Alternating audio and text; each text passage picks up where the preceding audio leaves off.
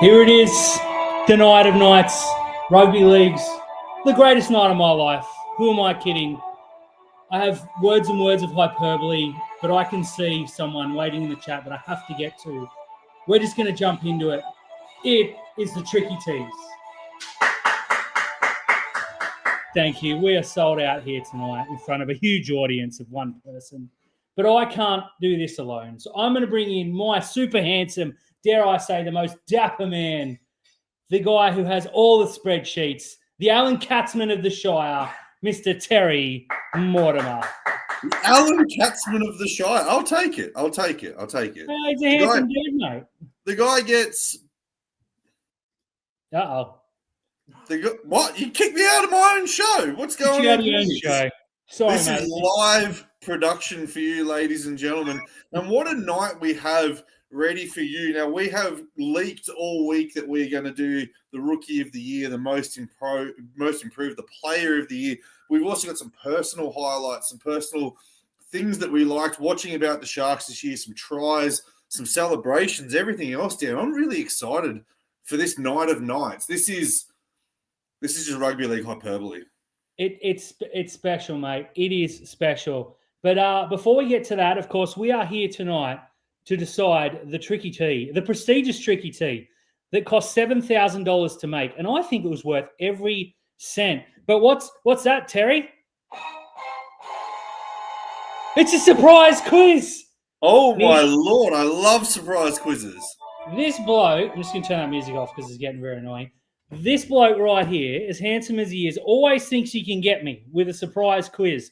So I sat at work today with my helper, Thanasi, and I came up with 5 questions to put you on the spot, Terry. So if you're in the chat, please feel free to play at home. Bit of fun before we get very, very serious. Question the first, Terry. Ronaldo Mulitalo top scored this year. Everyone knows that. Who was our second top scorer?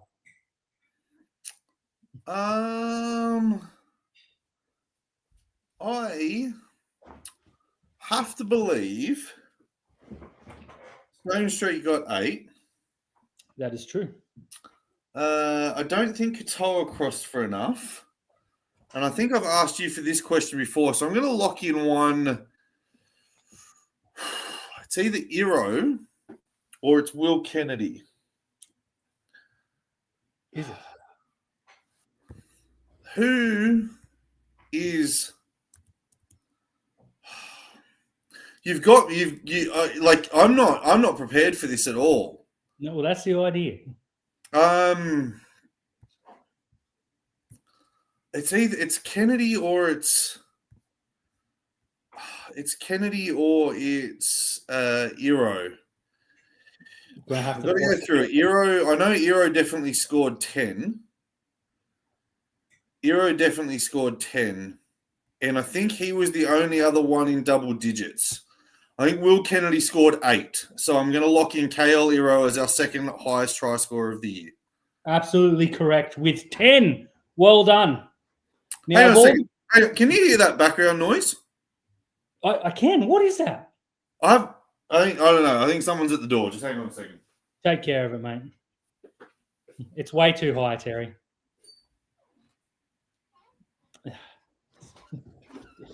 Something's going on. The neighbour's just telling me that there was a... Can you still hear it? I can. I really can. It's still too high, Terry. Just jump. What's too high? The sound. It's driving me crazy. Live TV at its finest. Don't worry about it, mate. Who cares? Yeah, no, I didn't hear it. I think it's something to do with my desk. I'll just drop my desk. Hang on a second. Put your desk down, mate. No one paid to hear the noise anyway. While you do that, Terry, question the second before we get into some serious stuff. Welcome to everyone in the chat. There are way more people here than I expected. 2 players this season for the Sharks played every one of their games from the bench. 2 players. Mm-hmm. Can you name those players? Can I name those players? Yep.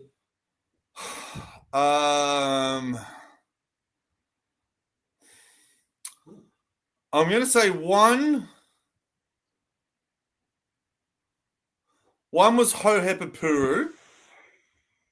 I know he definitely didn't start. One was definitely Hohepapuru.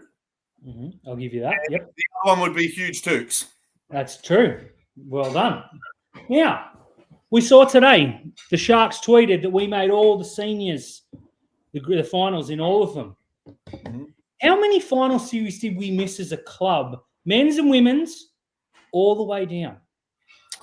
Well, if any, I'm just going to say, did we miss? How many did we miss? Are there heaps? You're a dead set. So let's go backwards. NRL, we made it. NRLW, we made it. New South Wales Cup, we made it. Jersey Flag, we made it. Now, SG Ball, I know the Warriors won SG Ball. No, they didn't. Warriors didn't win SG Ball at all. The Roosters won SG Ball. Did they? They beat Parramatta. I don't know. I think we finished SG Ball. No, SG Ball didn't do the top 5. So I'm going to be confident to say we made it in SG Ball. We did, yeah. So SG Ball we made. I think we were going really well in Harold Matts and didn't make after Jamie Curran got injured.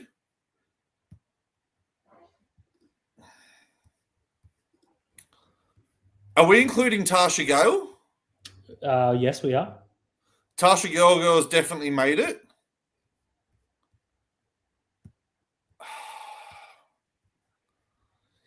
And so are we going Lisa Fayola? Is it Lisa Fayola Cup? We are, yes. The girls got hammered in the week 1 of the finals. Who did they get hammered by? So I think the only one we missed was Harold Matthews. I'll lock that in. Correct. 1, Harold Matts. We are the greatest club statistically across the season. Now, this is an easy 50-50, Terry, because I thought that one would be difficult, and it proved to be difficult-ish. The following 2 players, Sifa Talakai and Billy Burns, combined, did they combine to play more games starting or from the bench? Oh, this is a great question because Burns started the year on the bench, but we've had injuries to Wilton and we've had suspensions to Nickera. So I'm going to say that he definitely started more games. And then Talakai played, the only games he would have started would have been in the centres. So you've got to go through. Iro missed, I think Iro missed about 7 games or 8 games. So I'm going to say they started more than the interchange. Unfortunately, the interchange combined for 19 games and they started a combined 18. Oh, very good. Which is why I'd actually thrown Colhoun in there as well, but Colhoun played a million off the bench, so that was no fun. All right, here we go, the 5th and final, and please keep the answers going. I'm not going to put them up, so I don't want to help Terry because he doesn't need it. How many of our top 30 this year, according to the sharks.com.au, didn't play a single minute of football at the top level this year? So New South Wales Cup doesn't count. So what can you reframe the question? How many of the what do you players mean? from our top 30 didn't play any NRL football this year? Our top 30. Yep. Now, this doesn't include the bloke we signed from Newcastle or the guy we let go. Yep. I'm only going the 30 players that were on the Sharks as of this afternoon when I checked. This is a hard one because I don't know if Cade Dykes is a top 30 player. I'll tell you that Cade Dykes is a top 30 player. He's on the website. I think that's fair. Okay. But then someone like Max Bradbury, is he on our website? He's not on the website, no. Jaden Beryl didn't play a game this year. Top 30.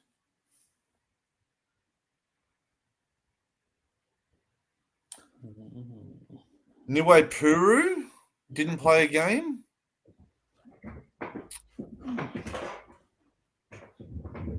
So how many you got? You said Beryl? I got Dykes. I got Beryl. I got Niwe Puru. And knowing you, you're an idiot. And there's one or two more. Yep. Well, you've got 3. Is it 3 or are there more? I don't know. I mean, I have the answer in front of me, so I do. But do I know? So this like I didn't check this year, like because I know Sam McCulloch. No, Sam McCulloch's not in the top 30. And I know they extended Riley Pollard, but I don't know if his top 30 counts this year or next year. Liam Eisen, Michael Gabriel. I don't know if Gabriel's top 30. Let's go 5. The answer is 5. The 5 you named. Now, I had 4, and it was driving me crazy who the 5th one was. Mm-hmm. And then I realized that there are 2 Purus. So I was like, there you go. So anyways, Neil, you caused me that. Very well done. Some brilliant answers here in the comments. I won't throw them up because they would have thrown it out. Anyone who's listening on Fins Up, jump over to YouTube because this is a very visual show tonight. But, mate, speaking of visual, I'm going to throw it over to you because this is, after all, your show. And we're going to start tonight with the NRLW Rookie of the Year. Yeah, and I think we had a couple of rookies this year who made that. I know we had the girl from Rugby who came in and played one game. What's her name? Dutois? She played last year, and she's terrible. Oh, right. You never want to hear that name again, please. Right. So, but I think everyone should know who our Rookie of the Year is this year. And the interesting thing is she started the year in the Harvey Norman women's competition and was playing so well. Was just absolutely destroying everyone that they said, we know she's probably going to be one of the best players in the Harvey Normans, but she needs to play this year. She's come on in her debut. She scored a double and has just been insane. She's come off the bench. She started in the back row. She's played a bit of lock. She's been starting at prop. And so our NRLW Rookie of the Year is none other than Stephanie Faulkner. Fantastic. Well deserved. Ran out of that round of applause. There's sold out 17,000 people at least. Don't forget that went into spending this $7,000 this cost me. This ain't just a plastic $3 thing I picked up today. This is $17,000 or 7, whatever I said before. So congrats to Steph Faulkner. I think that was a pretty easy one. Now we're going to move a little bit quicker because we've gone. It took a bit longer than I expected. Now, someone in the comments said Shante Kirioratu. Shante played 11 games for the Gold Coast Titans, I believe. Yes, yeah, that's correct. Her sister might be a rookie, but yes. Once Faulkner's name came up, I sort of stopped looking, to be totally honest. Now we got the NRL because she was so good, not to bag anyone else. So we got the NRL Rookie of the Year. Now, before you do announce who wins this, we just have to say that these are our rules. And if you don't like them, well, sorry to hear that. Now, what we have to say about this is that we had one genuine rookie this year play 2 games, and we had another guy who technically would have counted as a rookie, not named Sam Stonestreet. Exactly right. Now, of course, it's going to go to Sam Stonestreet. But do you know who the other rookie is under the NRL rules that we had? Hohepa. Well, you had Hohepa. Can I also interest you into Jesse Colhoun? Hadn't he played more than 3 games? No, it's 5. 5 now? Okay, I thought it was 3. So our Rookie of the Year is undoubtedly Samuel Stonestreet. Of course it is. People seem to have developed this. The guy can't catch. He's slow. He all this other rubbish that's been parroted on podcasts of less prestige than ours. Less quality. Which is all of them, to be honest. But they're all lies. Sam Stonestreet was magnificent. And later we're going to talk about a few exciting moments that may or not, they do, for me, spoiler alert, involve Samuel Stonestreet. I'm actually working on something else that required me to watch all of Sam Stonestreet's tries last year. And I had to excuse myself from work, so I got a little bit excited. So, Samuel Stonestreet, obviously, is the undoubtedly. 8 tries. I think the injury kind of hampered him at the time when Sione Katoa came back, but he was looking really, really good. A lot of people say that his runs lack contact, but he was averaging 150 meters a game. He had good post-contact meters. I think, another off-season, just eating food, lifting weights, getting stronger, getting faster on the Bronson Zeri diet without the supplements, and we'll have a damn good winger. Absolutely, we will. Now, I am going to reach out to Samuel and see if he wants to come on because, Toby Rudolph is arguably the best front rower in the game, ever, dare I say. And it all started with us. He's on every show that'll have him. He's making a mozza, and it's all because of us. Like, he admitted that to us on the show. And Sam Stonestreet is going to follow much the same. But, Terry, before we move on, I have one last surprise. Oh, I love surprises. It is agenda time. This is the first ever Finza Agenda Hall of Fame induction because I hate to be right, Terry. I hate to remind people that I'm right. I hate to make big calls. It's just not in my nature. But I made one a couple of years ago, and you joined me. We checked everything we could, the original agenda. We went back on Twitter, and we saw Guru, and we saw Fitler, and all these blokes claim this guy as their own. And you and I tweeted 2 years before anyone else knew he existed. And it is time to induct our first agenda. Of course, it is 555, KL Hero.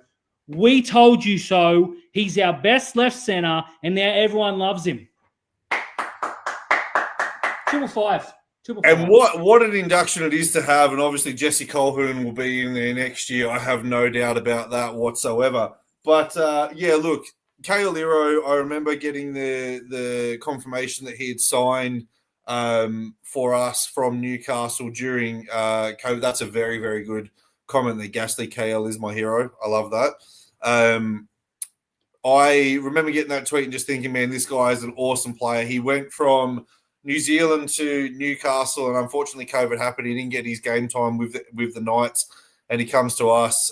He was New South Wales Cup Player of the Year. Took a little bit of time for him to get into the first grade side, but the minute he got there, he doesn't look out of place. Re-signed until 2029 on a bumper contract for the Sharks, not going anywhere. Thought he was going to have to give the game up. Now he's just going to have to collect his medals and his premiership rings. Absolutely right. And those that feel they need to apologise, Atsado Dan on X, I would say it's time to shut the hell up and apologise. So anyways, moving on from the little bit of self-fellatio, it's time for the NRLW Most Improved. Now, this was one that could have gone numerous ways. There were a lot of players last year who played okay, and this year have come out stars. I'm going to throw it over to you. Yeah, I think, you and I were sort of umming and ahhing about who this was going to be. We had some fantastic players. I know Kiria Ratu started the year off a little bit slowly, and she really improved along the way. I thought Georgia Ravix was really good. We had Jacinta Carter come in. She was very good for us as well. Ellie Johnston is a great shout from Ryan, but she's obviously a Fins Up Player of the Year in our inaugural year, even though we still kept it the Maddie Studdens. But I think that there was only one correct answer that you could have for the NRLW Most Improved Player, and that's Georgia Hanaway.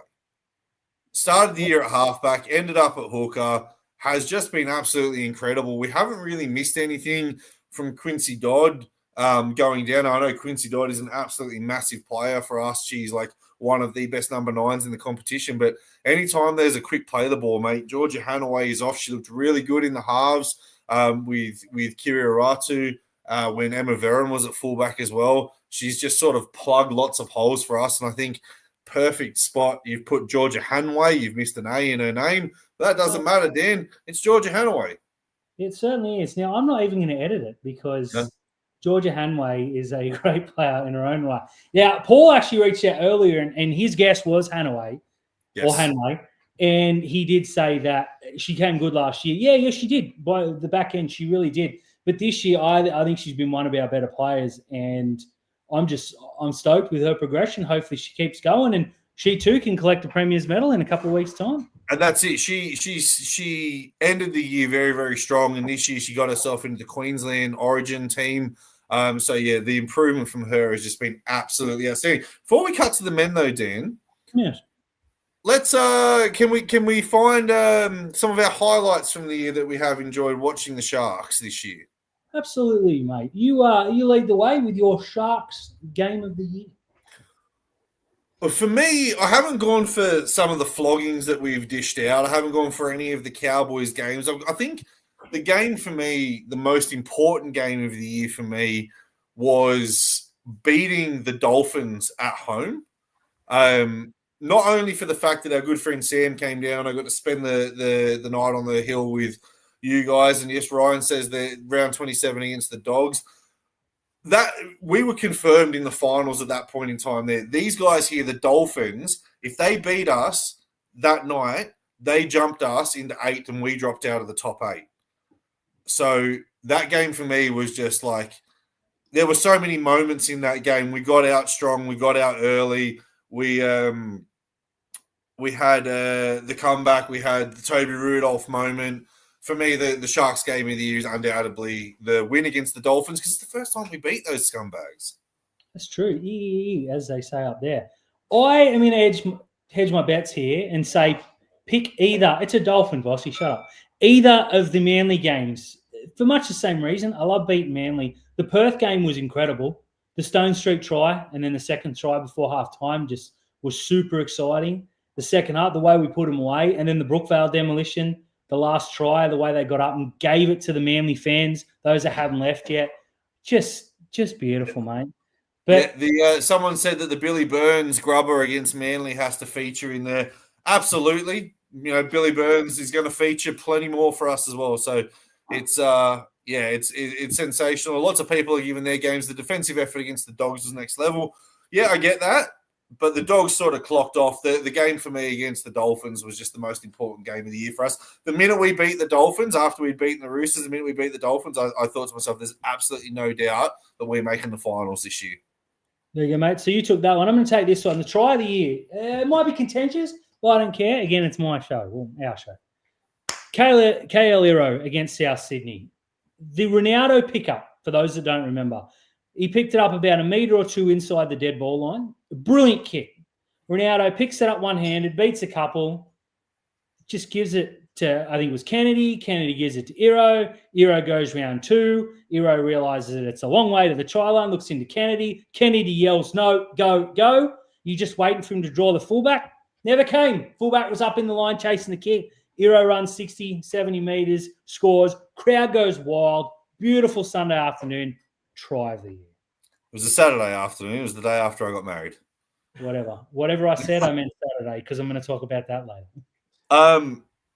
For me, I knew that you were going to pick the Euro try. I messaged you today and I was like, I can't really remember an outstanding try. And what I meant by that is like, we didn't just have like one of them marky mark tries or, you know, one of them freak winger finishes that you've seen or, yeah, I mean, the William Kennedy try against South Sydney was also pretty cool as well because that had about 900 people touch the ball in like 30 seconds.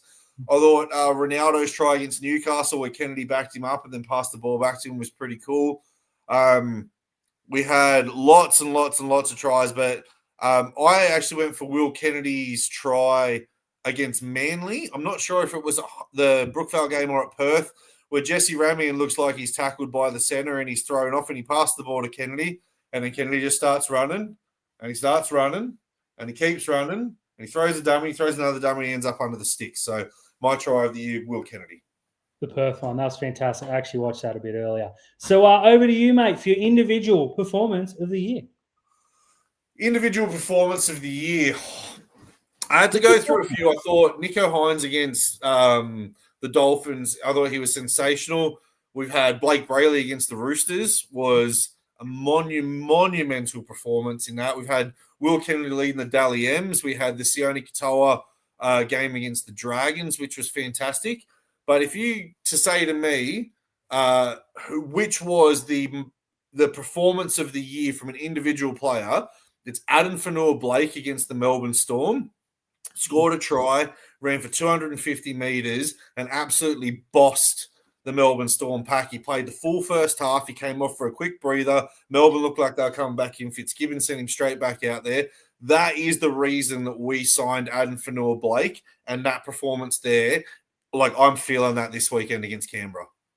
Absolutely love it. You mentioned one early. People are not going to expect it, but the Sione Katoa against the Dragons was just, we were gone. Like, it was just, we were going nowhere. They looked like they were about to score. Katoa falls on the ball. It takes him an hour and a half, but he runs all the way and scores what ended up being the match-sealing try.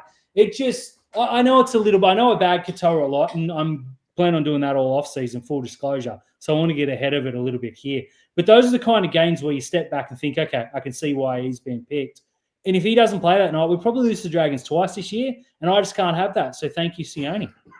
Yeah, I hear and that. Finally, we got the 3 personal highlights for 2025. Now, these can be anything. They're personal. It's in the title. I'm going to lead with my first one, mate. This past Saturday night, sitting with my son, Bryson, Toby Rudolph scores next to the post. This kid is a chatterbox when he's at home, but when he's in public or when people are loud, he's real quiet. He's an introvert. He's just happy to be. Even he was yelling Toby Rudolph as I shook him violently with excitement.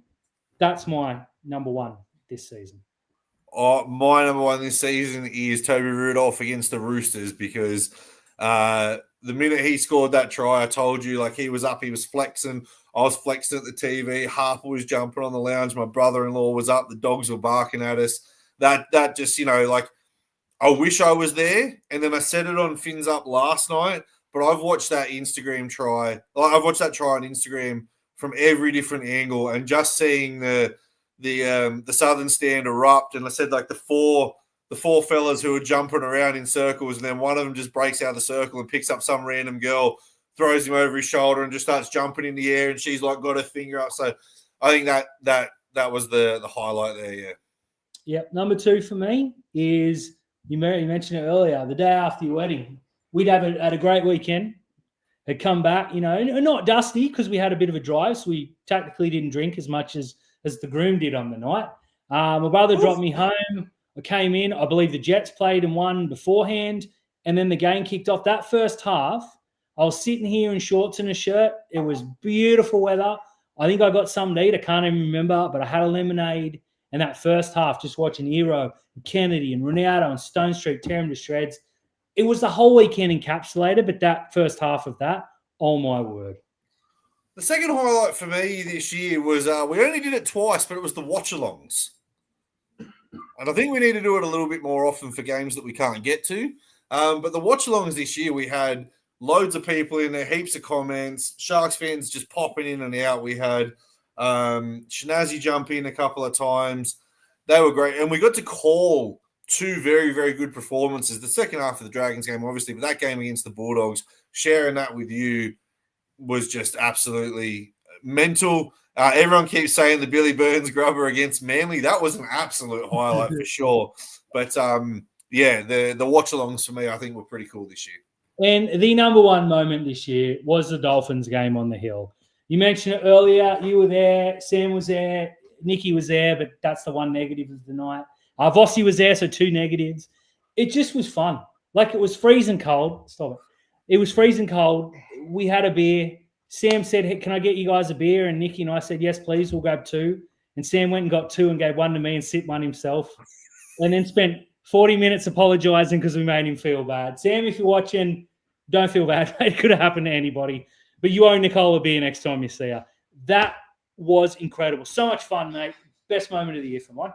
Yeah, my number one highlight for the year, like, I've gone the Dolphins game, obviously spending it with you and Sam, but the highlight of my year came in that game when we were down and out. I know we're up 14 points to 12, but they stick a grubber kick in the in-goal area, and what's his name? Cody Nikorima is $1 to score a try, and he looks up at the big screen and sees Toby Rudolph coming in at him, and he bundles his lollies. We go up the other end and score. Nico scores his second try.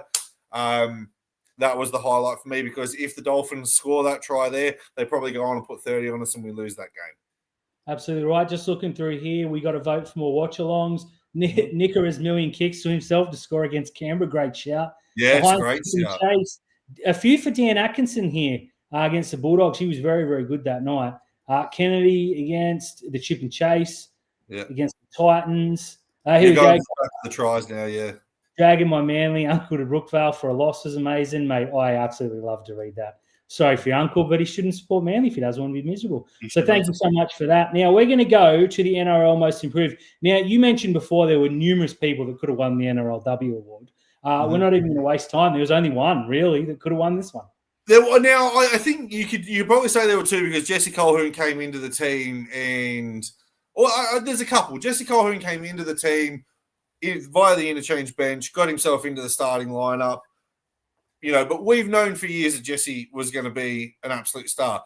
Braden Hamlin-Uele started the year as an absolute meme and has turned it around and looks really good. And I'd be tapping him on the shoulder every week telling him he can leave but never give him that release.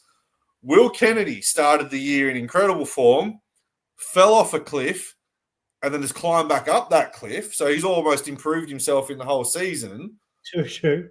But the most improved player, there's only one, and it is Billy Burns.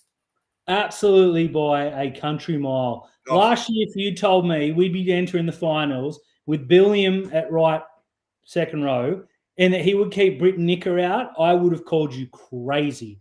And this year, that's exactly what we have. And we saw Nicker come off the bench and do amazingly well the other night. I think that's the formula moving forward. Billy Burns he seemed to have taken it personally that you and I laughed at his signing. And, mate, I've never been so happy to be wrong. I've never been so happy to be wrong. People are here saying Brayley for most improved. Brayley's won the last two Sharks Player of the Years. I don't know. He's just getting better and better, and he's taking the captaincy. I get that. But, yeah, the most improved player. At the beginning of the year, you were saying that if Billy Burns played more than 5 games, we were in a rut. Now we're saying Billy Burns is the starting right edge back rower, and he's put a New Zealand international on the bench. Please, Billy Burns, it's not even close. It is what it is, mate. But we have two. Justin says that Billy Burns would smoke that NRL award. Let me just say the words Mark Nwanga-Nikitaze. Yeah, but he only played 1 game last year, so he'd have to win something. But we're here for one reason, mate, and that's 2 awards. So technically, it's two reasons. The Rookie A award. Now, unfortunately, I only had $7,000, so I invested once. I wish I'd made a Brooke Anderson one, but it's probably better that I didn't for obvious reasons. Let's talk about some of the players who could have won this award. Yes, let's go. This award was, we had a good spread of vote getters this year, and even to everyone's surprise, I can let you know that even Cassie Staples received a vote this year, and she was horrendous. If you don't want to sugarcoat it. I don't. Like, every week I watch her play on the wing and just think, no. But there was a few players at the beginning of it, you were just like, Quincy Dodd started really, really well. Brianna Bryars started well. Faulkner came into the team. Davis Walsh in round 1 was instrumental in getting us back into the game. Shante Kirioratu was awesome. Ellie Johnston was really good. And then we just saw one player just take over and take over and take over. And then we saw another player reintroduced into the team. A speedy player. Did she do enough, Dan? Did she do enough? You don't know, because I'm the only one who knows the award winners at the moment. There were plenty of highlights, dare I say, from young Jada Taylor, who I know for a fact top scored in, I think, the last 3 games. Certainly 2, might have been 3 from me, and I think I remember you saying same. So that's a lot of points late. She didn't play that many games, though, and there was one other standout. Yeah, so let's start in 3rd place. Now, I stitched you up here and said that it was Ellie Johnston who ended up in 3rd place. It actually wasn't Ellie Johnston. I did a quick recount before we started, and Georgia Hanaway finished 3rd in the Brookie A's this year. So well done to her. She got 14 votes and finished in 3rd place. In second place, we've obviously talked about it. She played 4 games, 1 off the bench, and started 3 at fullback. The 3 at fullback, she polled man of the match from us in each game, giving her a total of 18 points. But the winner and the runaway winner until 3 weeks ago, Jada Taylor came back, was Emma Verron, polling 26 points. So Emma Verron is the third Fins Up podcast player of the year. Ellie Johnston won it the first year, and we just called it the Maddie S Awards. Last year it was Brooke Anderson, which is why it's the Brookies this year. It's the Emma V's next year. Emma Verron changed the surname, changed the game style. I think she's a good shout for a Dally M, and at least a positional play as well. Yeah, she's fantastic. She started, the first game she played was atrocious, and I wrote her off because that's what I do after one game. She went down to Canberra and scored like 4 tries or 5 tries, however many it was. Ran out of celebrations. That's how good we were playing. Was our best player. Suffered a little bit since Jada Highlight came back. I think that's fair to say. But Jada Highlight's been our best player the last 3 weeks. You have to get them both in the team. I can understand the calls to get her back to fullback where she was at her best, but Jada Taylor's been man of the match, woman of the match, 3 weeks in a row at fullback. So I'm not sure what more you could do, but I think Emma Verron's a very, very good shout, mate, and I think she's the one. Now, Ryan in the comments says it has to be the captain, and if he's talking about Penatani Gray, I thought she had a terrible season. She hasn't even scored a try this year. She hasn't scored a try. She's been, if you give it to Chassis Staples, she'll drop it. Oh, BLG. Well, if you lobbed it to her. Very, very good. Look, it had to be. That threw me off. I'm sorry. I had some, but it's gone now. That's great, mate. But look, let's be honest. We're here for one reason and one reason only.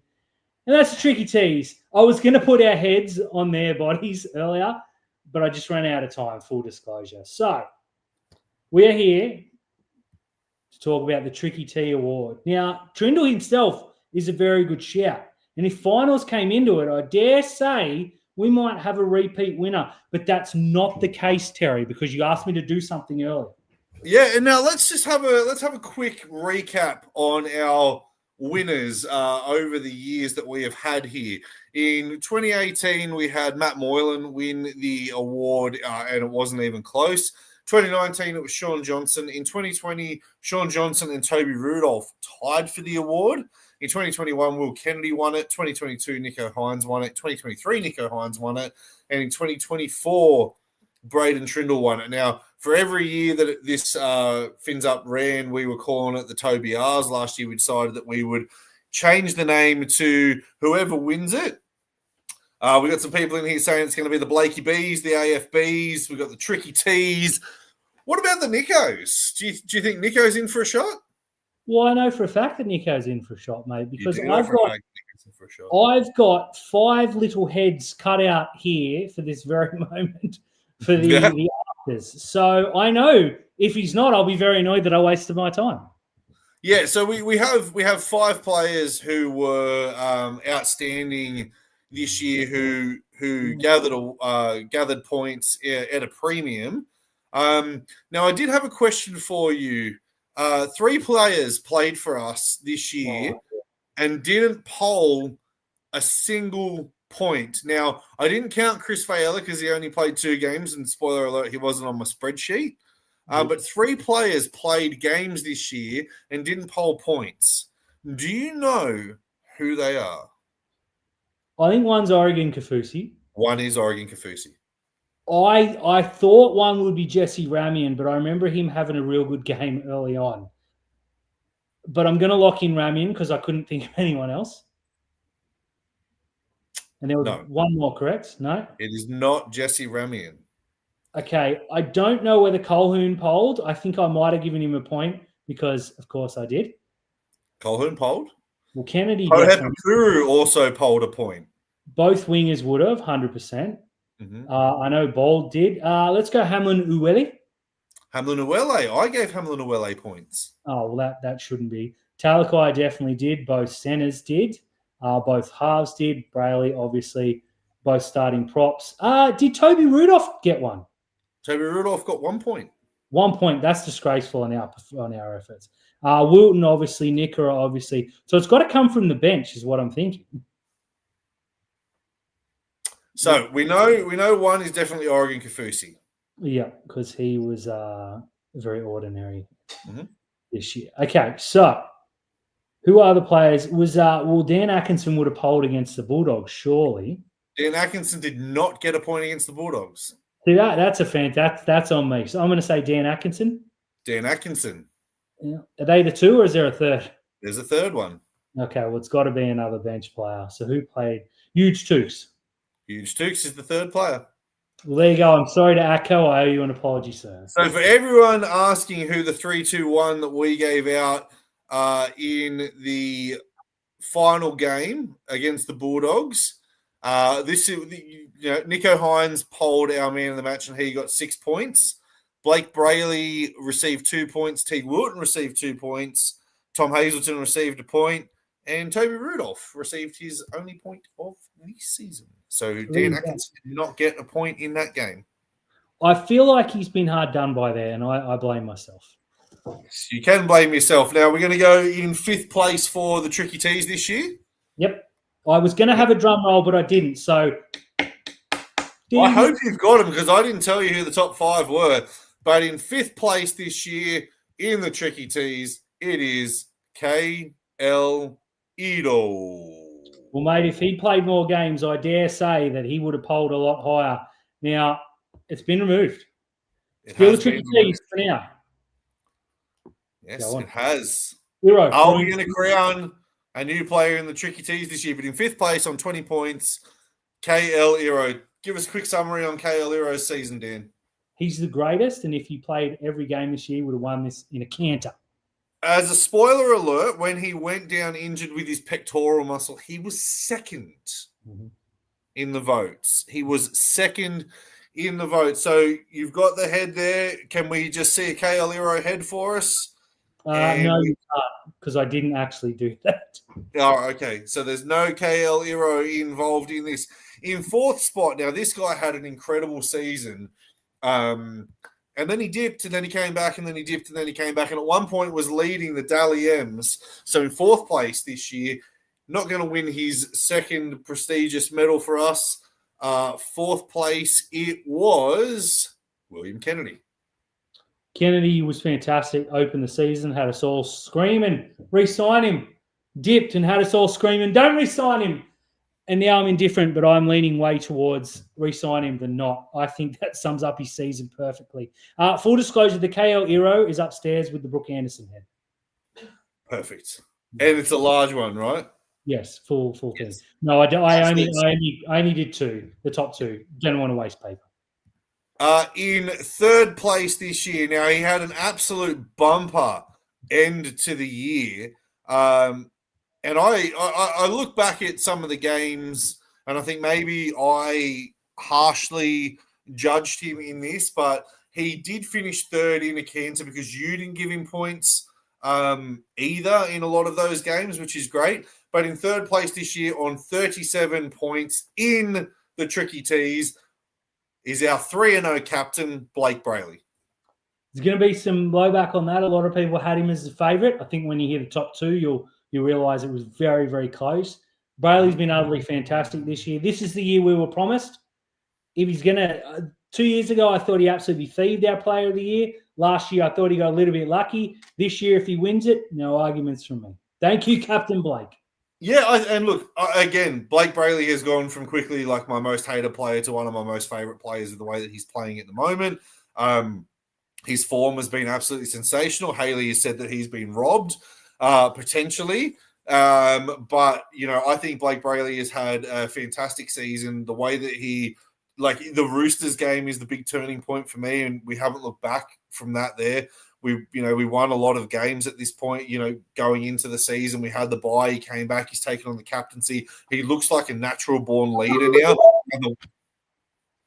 The way that he is, the way that he is interacting with referees, I think he's very respectful towards them as well. And so we're getting, even Todd Smith normally is very dismissive of us, but he listened to everything that Brayley had to say on the weekend and took it on board. So Gasly asked, have I made my way to Blake Brayley Island yet? Look, I've booked a holiday. I'm going to go and check out some real estate in the off season. So So it's down to 2, Dan. It's down to 2. And this is, I can safely say that this year has been, apart from the year that we tied it, of course, this has been the tightest contest in Fins Up podcast history for our player of the year.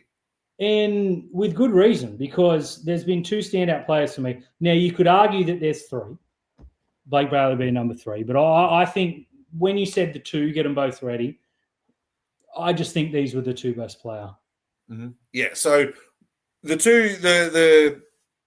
top 2 players this year, Nicho Hynes and Adam Fanua-Blake, have been our 2 players. Now, there were 4 points separating these guys.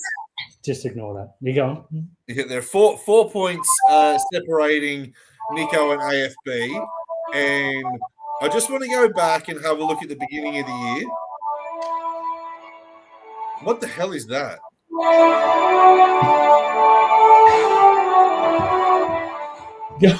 on. Fanua-Blake started. I'm so distracted now. Fanua-Blake started the year incredibly well with our man of the match against Penrith, and then he didn't poll points for a couple of weeks. And in that time, Trindle took over and Iro took over, and Hynes hadn't sort of really hit his straps. We didn't give any points to Brayley. And then we had a part in the season where Fanua-Blake polled points in just about every game. And you thought, this guy's going to run away with it. And then I had a look back, and Hynes polled points in just about every game as well. Now, going into the last game of the season, I actually had the vote count wrong. Ooh. At one point, I had to redo this as to figure out who it was. But it came down to the final game. Mm-hmm. And I'm absolutely wrong. It didn't come down to the final game. Our man of the match, our player of the year was decided by the final game. It was the second final game. Someone needed to poll full points to be able to take the award, and they didn't. But they did poll full points in the final game of the season. So it's second place in this prestigious awards on 46 points. Is the handsome wet-haired prince Nicho Hynes, which means we crown a new winner, Adam Fanua-Blake.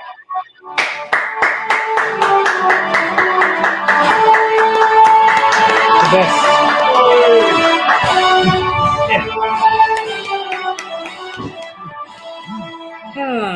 Well, I have to say, I couldn't fully commit. I'm wearing shorts for the record. But anyway, yeah, I think Adam Fanua-Blake was everything that we could have asked for and then some. I know off the field, not the greatest history, but these aren't best and fairest. They're just bests.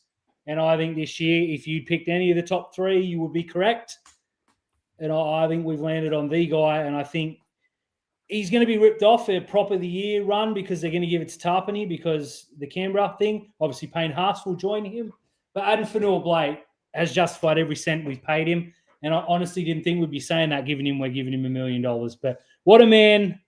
And just this, I actually typed in, I Googled Adam Fanua-Blake smile, and that's as close as I could get. Jesus, he's a scary man. But look, every cent that we spent on this guy, the $1 million, people turned around and said it was a waste of money. From his first game to his last game and every game in between, he has just been absolutely sensational. As I said, the best performance that I've seen from a Sharks player this year was Adam Fanua-Blake against Melbourne. He stood up to that pack. He stood up to that challenge. We were down 6-0 early, wrestled it back on the back of his brilliance. The Roosters game, he was brilliant. The Dolphins game, he was brilliant. On the weekend against the Roosters, we were sitting there going, geez, we need to get him back on. And he went back on. The Roosters went nowhere. So I think this year you can actually say that he stood up to every pack. At one point in time, we were saying we just need people to go with him. Toby's going with him. Billy Burns is going with him. Jesse Colwyn's going with him. The minute we've put new life and new blood into this team, we're absolutely smashing it now. Absolutely right. 100% agree. Just to answer that, the music is 30 minutes of award nomination shows, and my daughter spent some money buying me a little USB thing. Unfortunately, when you turn it on, it speaks to you for about 4 minutes, which is what you kept hearing. But whatever, we're not here for the production values. I think Fanua Blake was the best on field all year for us. And I think, obviously, we got Emma Veron right too. But we earlier this afternoon, you put out a poll. I did. Very true. What were the results on that one? So the Twitter poll, Fans Player of the Year, now thousands upon thousands upon thousands of votes on this. It wasn't close for the men's or the women's. For the women's, Emma Veron has gone back-to-back and swept the award, winning the Twitter Fins Up Fans Player of the Year. And for the men, it was our captain, Blake Brayley. Completely fair. I don't hate either of those shouts. I think our fans are pretty damn smart, just quietly, especially this podcast. Like, not all of them. But did you notice that I didn't ask Facebook because Dan Atkinson would have won that award? Yeah, we don't do Facebook on here. It would be called this show the Cassie S's next year. What we do, though, is we get agendas right. We told you so, Terry. 555 KL Hero. First induction, which might even be more prestigious than the now AFBs. See, we're going to call them the Fanua Blakes, but I like the AFBs. The AFBs is good. See, can he go back-to-back? People are already discussing it in the chat. It's already trending on Twitter. Who's going to win next year's AFB award? And I don't know, Terry. You'll have to tune in to find out now. I'm going to do a little bit of a revamp on the AFBs next year.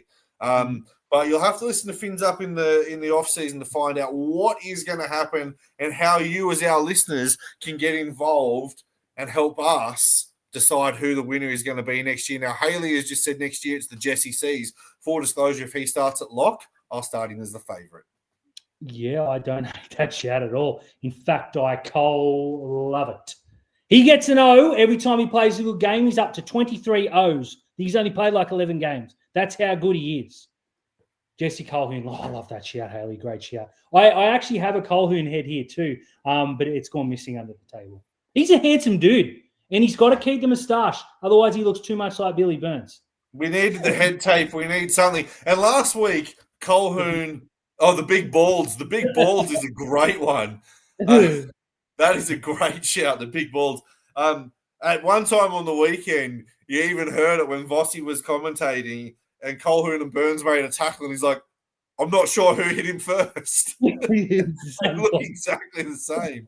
Okay. So, no, look, I'll tell you what, a smoky for next year could be 2026. We could be talking about the big Teagues.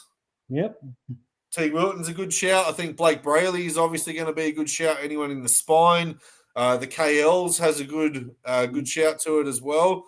Yeah, this is it. But it's been he'll not be able to come back as we see the Hines becomes the best player in the comp and wins the Dally M again by a bigger margin than he already did. I don't hate that. I love Nico Hines like more than life itself. You know, like I've got my little mate here. He always. And he's nodding to say that we got it right. He's right here as well, young Nico. So what a man. I love all the shouts from the chat. Thank you so much for joining me. Hold up. The Magic Gnome has already told me he's locked in the 2026 winner. Well, we'll have to see how that fares. But thank you to everyone who joined in tonight. Production values through the roof. If you got a spare $100,000, let me know. This cost $17,000, as I said earlier, or $7,000, whatever it was. And obviously, these suits don't come cheap. And I didn't get a haircut, but I kind of half brushed it and then thought, who cares? That's how far I'll go for you, Terry. Thank you, everyone, for tuning in to this edition. This special edition is our favourite of the night. Hopefully, we're bringing you more podcasts for the remainder of the season. I don't want next week to be our last time that we're talking about the boys in the black, white and blue or the girls in the black, white and blue. I'm excited for this weekend. I'm heading down to Canberra. You're heading to the pub with Vossi. I'm going to have the better night. I'll see you next week. Have a good one, guys.